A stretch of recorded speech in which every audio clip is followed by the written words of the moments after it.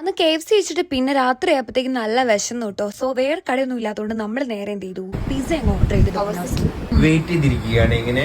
നമ്മളിപ്പോ അപ്പൊ എന്റെ കുട്ടൻ പോയി വാങ്ങിച്ചോണ്ട് വന്നിട്ടുണ്ട്.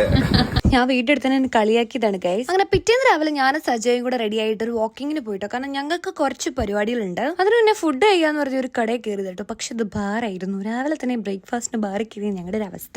സത്യം പറഞ്ഞാൽ ഇവിടുത്തെ ബാർ ഉണ്ടായാലും ഹോട്ടൽ ഉണ്ടായാലും ഒരുപോലെ ഉണ്ട് കേട്ടോ. അതൊക്കെ കഴിഞ്ഞ് ഞങ്ങൾ ഫുഡ് കഴിക്കാണ്ട് നേരെ ഞങ്ങൾ ഇറങ്ങിട്ടോ. പിന്നെ കുറെ നടന്നു, നല്ല രസമുണ്ടായിരുന്നു കേട്ടോ അവിടുത്തെ വ്യൂസ് ഒക്കെ കാണാൻ വേണ്ടിയിട്ട്.